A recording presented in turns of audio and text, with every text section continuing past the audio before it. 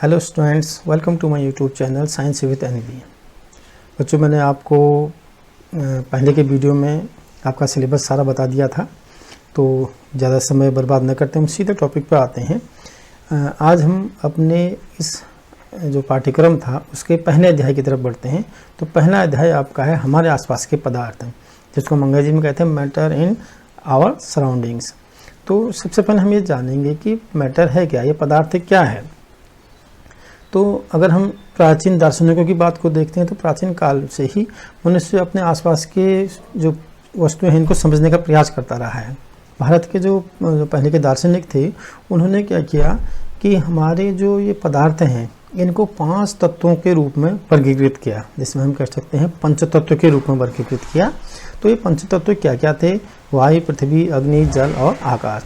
तो इनके अनुसार इन चीज़ों से बनी हुई, इन 5 चीज़ों से या 5 तत्वों से बनी हुई चीज़ों को पंचतत्व कहा गया, चाहे वे सजीव हों या निर्जीव। तो जो सजीव या निर्जीव होंगे, जो इन 5 चीज़ों से बनी होंगी, उनको हम पदार्थ के रूप में जानते हैं। तो ये तो रही हमारी सामान्य सी पदार्थ के बारे में जानकारी कि पदार्थ किसे कहते हैं। तो जो भी प्रकृति में हमारे बनी हुई इन 5 तत्वों से, इन 5 तत्व जो हैं इनसे बनी हुई हैं, इनको हम कहते हैं वायु, पृथ्वी, जल, अग्नि और आकाश। इनसे बनी हुई जो भी वस्तुएं हैं, चाहे सजीव हों चाहे निर्जीव, इनको हम पदार्थ की श्रेणी में रखेंगे। तो पदार्थ का जो स्वरूप है, किस प्रकार है, पदार्थ क्या है, क्या कैसे हम पदार्थों को पहचानेंगे। तो इसके लिए हम सबसे पहले जानेंगे कि पदार्थ जो है वो किस प्रकार से बना हुआ है। तो पहला बिंदु हमारे पास आता है पदार्थ कणों से मिलकर बना हुआ है। तो पदार्थ, कोई भी पदार्थ छोटे छोटे से कणों से मिलकर बना हुआ होता है। दूसरे लक्षण की हम बात करते हैं तो पदार्थ जो है वह उसके कुछ जो कण हैं, मैंने बताया पहला बिंदु कि पदार्थ छोटे छोटे से कणों से मिलकर बना हुआ है। दूसरा बिंदु हम इसमें जानेंगे पदार्थ के कणों के बीच में थोड़ा सा रिक्त स्थान होता है। और तीसरे बिंदु की हम बात करते हैं पदार्थ के कण निरंतर गतिशील होते हैं, मूवमेंट करते रहते हैं, आगे पीछे इधर उधर मूवमेंट करते रहते हैं, गतिशील रहते हैं। इसके बाद हम जो अगले लक्षण की बात करते हैं तो पदार्थ के कण एक दूसरे को आपस में आकर्षित भी करते हैं। इनके बारे में विस्तृत रूप से भी आगे बताऊंगा। पहले हम ये जानेंगे कि कितने सारे इसमें हमारे लक्षण प्रदर्शित होते हैं। तो ये जो लक्षण हमारे आए, तो ये पदार्थ के विभिन्न लक्षणों को हमने देखा। तो हम पहले लक्षण की यदि हम बात करते हैं तो पहला लक्षण है हमारा, आप अगर किताब खोलते हैं अपने उसमें आप देखेंगे तो पदार्थ जो है वह बहुत छोटे छोटे से कणों से मिलकर बना हुआ रहता है। तो हमने पहले भी बताया था आपको कि जो कोई भी वस्तु बनी है इन सारे तत्वों से मिलकर, पंच तत्वों से मिलकर बनी, यानी छोटे छोटे से पार्टिकल्स से मिलकर के कोई भी वस्तु बनी हुई है।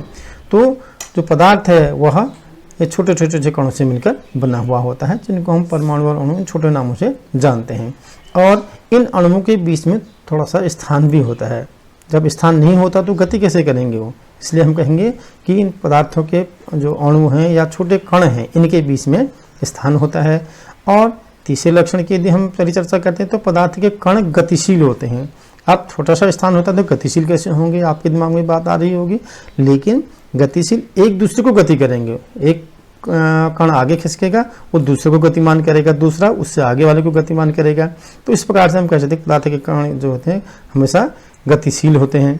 और जो सबसे महत्वपूर्ण गुण है, पदार्थ के कण एक दूसरे को आकर्षित करते हैं। जो गतिशील का मतलब ही आकर्षण करना है। एक कण दूसरे को खींचेगा तो उससे पहले वाला दूसरे को खींचेगा। तो ये आपके बुक में क्रियाकलाप वो 1.6 में भी दिया है और चित्र 1.3 में भी आपको दिया है। तो एक चेन जो बना रखी है, इस चेन के आधार पर हम समझ सकते हैं। बच्चों, इसमें हम इस तरीके से तो नहीं समझ, अगर हम क्लासरूम पर होते तो जरा दूसरे तरीके से हम समझते, लेकिन हम फिलहाल इसको इसी तरीके से समझ सकते हैं कि एक दूसरे को पदार्थ के कण आकर्षित करते हैं। तो अगर हम इनके लक्षणों की बात करते हैं तो हमारे पास लक्षण कितने हो गए पदार्थ के जो मुख्य लक्षण हैं आपके, तो सबसे पहले हम कहते हैं पदार्थ छोटे छोटे से कणों से मिलकर बना हुआ है। दूसरा हम कह सकते हैं कि पदार्थ के कणों के बीच में रिक्त स्थान होता है। तीसरा हम कह सकते हैं कि पदार्थ के कणों में निरंतर गति होती है। और चौथा हम कह सकते हैं कि पदार्थ के कणों के बीच में आकर्षण भी होता है। तो ये मुख्य लक्षण हमारे पदार्थ के हुए। तो अगर हम पदार्थ के बारे में संक्षिप्त अगर बात जानते हैं तो पदार्थ इन 5 तत्वों से मिलकर बना हुआ होगा और इसमें ये छोटे छोटे से कणों से मिलकर बना होगा।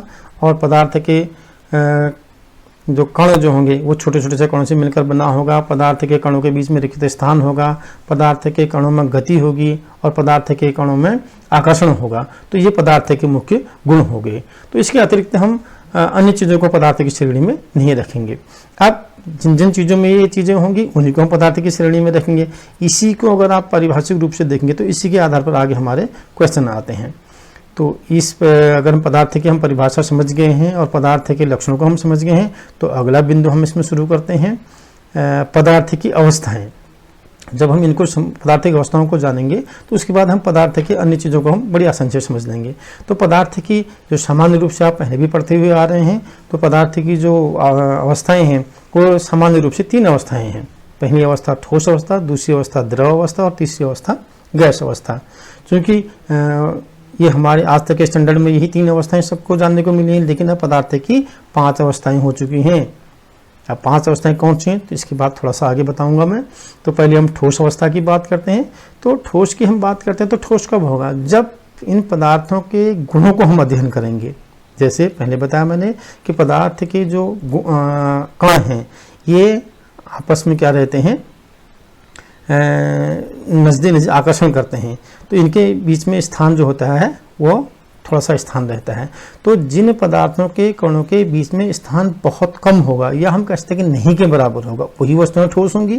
तो ठोस पदार्थों के हम लक्षण की बात करते हैं। तो ठोस पदार्थ के जो लक्षण हैं उसमें उनके जो पदार्थ के कणों के बीच का जो रिक्त स्थान है वो बहुत कम होगा। तो जिन पदार्थों के कणों के बीच का स्थान बहुत कम होगा उसको हम ठोस की श्रेणी में रखेंगे। अगर हम द्रव की श्रेणी की बात करते हैं तो द्रव अवस्था एक ऐसी अवस्था है जिसमें पदार्थ के कणों की जो बीच में रिक्त स्थान है वो थोड़ा सा होता है। और इसके विपरीत यदि हम गैसीय अवस्था की बात करते हैं तो गैसीय अवस्था में पदार्थ के कणों के बीच का रिक्त स्थान जो है वो बहुत ज़्यादा होता है। अब इसको हम एक दूसरे उदाहरण से भी समझ सकते हैं। कैसे समझ सकते हैं, अब हम किसी ठोस बर्तन या ठोस पदार्थ या किसी पत्थर की बात करते हैं तो उसके बीच में रिक्त स्थान अगर होता तो वो दब जाता, लेकिन पत्थर को हम नहीं दबा पाते हैं, मेज को हम नहीं दबा पाते हैं, तो इसका मतलब इनके बीच में रिक्त स्थान नहीं है। तो इससे हम समझ सकते हैं। दूसरा, अगर द्रव की बात करते हैं तो पानी में आप सीधे अंदर हाथ डाल देते हैं तो इसका मतलब उनके बीच में जो रिक्त स्थान है वो थोड़ा कम है, बजाय उसके थोड़ा कम है, गैस के थोड़ा सा कम है और ठोस से थोड़ा सा ज़्यादा है, इसलिए हम उसमें हाथ डाल देते हैं। और गैसीय अवस्था की बात करते हैं तो गैसीय अवस्था में पदार्थ के कणों के बीच का जो रिक्त स्थान है बहुत ज़्यादा होता है। तो 3 लक्षण हमारे मुख्य आ गए जिनको हम पदार्थ के अवस्थाओं के रूप में हम जानते हैं। तो इनके आधार पर हमारा अगला इसमें अध्याय में प्रश्न भी दे रखे हैं कि इनमें से आप पदार्थों को छांटिए। तो पदार्थ के बीच में रिक्त स्थान होता है, पदार्थ छोटे छोटे कणों से मिलकर बना हुआ होता है और इनमें आकर्षण होता है, इनमें गति होती है। ये सारी चीज़ें आपने इसमें जानी। तो पदार्थ की जो 2 अवस्थाएं मैंने आपको बताया और हैं, तो कौन कौन सी हैं, प्लाज्मा और बीईसी, बोस-आइंस्टाइन कंडेंसेशन। ठीक, तो इसमें अगर आप आगे को लेसन को देखेंगे तो उसमें आपका पूरा सा दिखा रखा है। और नेक्स्ट उसमें मैं आपको फिर बताऊंगा। इसमें थोड़ा सा मैं आपको देखूंगा, बुक किसी के पास अगर किताब होगी तो उसमें से देख सकते हो। आपके लास्ट वाले पेज में, जो इसी पार्ट के लास्ट वाले पेज में आपका दे रखा है, प्लाज्मा के बारे में दे रखा है कि जो प्लाज्मा है और बोस-आइंस्टाइन कंडेंसेट इसको दिया है। प्लाज्मा क्या है, इस अवस्था वाले कण अधिक ऊर्जा वाले होते हैं और उत्तेजित होते हैं। ये कण आयनीकृत गैस के रूप में होते हैं।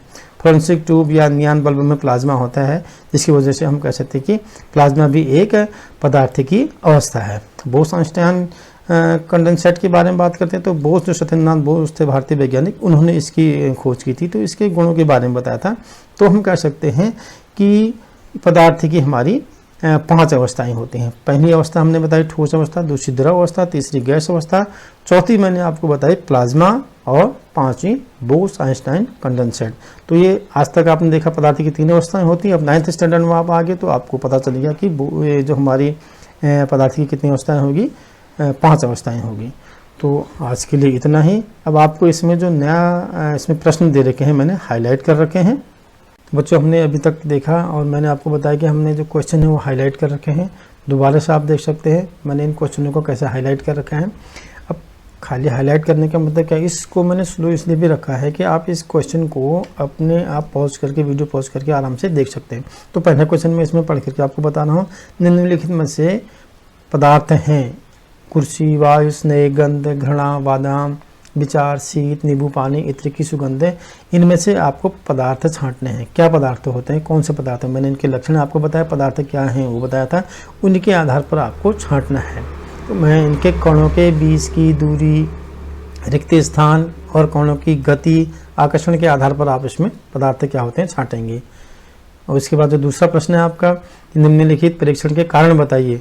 गर्मा गर्म खाने की गंध कई मीटर दूर तक आती है, तो क्यों आते हैं, क्या ऐसे कारण हैं, तो ये कौन सी अवस्था होगी ये भी आप जान सकते हैं, इसमें से आप आराम से बना लेंगे।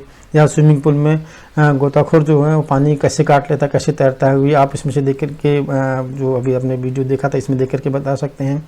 या पदार्थ के कणों की क्या क्या विशेषताएं हैं, मैंने सारी विशेषताएं आपको बता दी थी, तो ये आप इसमें से देख करके इनके आप बढ़िया तरीके से इसको नोट करेंगे और इसके क्वेश्चन के आंसर को लिखने का प्रयास करेंगे अपनी कॉपी में। इसके बाद जो इसके इसी अध्याय में जो दूसरे पोर्शन में क्वेश्चन आपके दिए हैं वो भी मैंने इसमें हाईलाइट करके मैं आपको दिखाता हूँ। आप इसको पॉज करके क्वेश्चनों को कॉपी में नोट भी कर सकते हैं। ये देखिए मैंने आराम से कर रखा है और ये हाईलाइट मैंने कर रखा है। तो इसमें इसका जो दूसरा खंड का प्रश्न है, इसमें किसी तत्व के द्रव्यमान प्रति इकाई आयतन को घनत्व कहते हैं। घनत्व बराबर द्रव्यमान बट्टे आयतन, ये तो इसकी परिभाषा दे रखी है कि कैसे हम घनत्व को ज्ञात करते हैं, फॉर्मूला दे दिया है। बढ़ते हुए घनत्व के क्रम में निम्नलिखित को व्यवस्थित करें। वायु, चिमनी का धुआं, शहद, जल, चाक, रुई और लोहा। इनको हमने कैसे छांटना है, इनको आपने इनके कणों के बीच की रिक्त स्थान को ध्यान में रखते हुए आपको इनको क्रम से रखना है। जिसमें कि रिक्त स्थान सबसे कम होगा उसको सबसे पहले रखेंगे, उसके बाद थोड़ा सा उसमें रिक्त स्थान ज़्यादा होगा उसको फिर रखेंगे, और जिसमें बिल्कुल रिक्त स्थान नहीं होगा उसको आप वैसे रखेंगे, ठीक है। इसी प्रकार अगला क्वेश्चन इसमें आपका आता है कि ए और बी, इसमें से बी वाले पोर्शन में आप देखिए, निम्नलिखित पर टिप्पणी लिखिए। दृढ़ता, संपीड़ितता, तरलता, बर्तन में गैस का भरना, आकार, गति ऊर्जा एवं घनत्व, ये क्या है, घनत्व क्या है, ऊर्जा क्या है, गति ऊर्जा क्या है, इसके बारे में आपको लिखना है। कारण बताइए, यदि गैस पूरी तरीके से उस बर्तन को भर देती है जिसमें रखते हैं, तो किस कारण से इसको रखते हैं, इसका कारण आपको लिखना है। इस प्रकार आपको क्या करना है, इन 4 और 8 क्वेश्चनों को आपको सेट करना है। 8 क्वेश्चनों को लिखने के बाद आप इनके आंसर भी आप लिख लेंगे। तो इनके आंसर यदि आपको नहीं आते तो कोई बड़ी बात नहीं है, नहीं आते हैं तो नहीं आते हैं, इतने के बाद इतने जल्द नहीं आ रहे तो, लेकिन आप क्या करेंगे, जब मेरा नेक्स्ट वीडियो देखेंगे, नेक्स्ट पोर्शन वाले वीडियो को देखेंगे जिसमें इस पदार्थ के बारे में कुछ और जानकारी हम देंगे, तो उसमें मैं आपको स्क्रीन पर इनके आंसर दे दूँगा। तो उन आंसर को आप अपने आंसर से मिला लेंगे और आपका एक प्रकार से टेस्ट भी हो जाएगा, जिससे क्या होगा कि आप अपना मूल्यांकन कर लेंगे और नेक्स्ट एग्जाम के आपके लिए बहुत अच्छा हो जाएगा।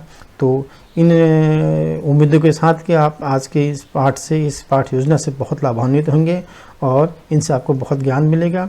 तो इस उम्मीद के साथ आप इसका अध्ययन करेंगे और अच्छी ढंग से अपना पढ़ाई को सुचारू रखेंगे।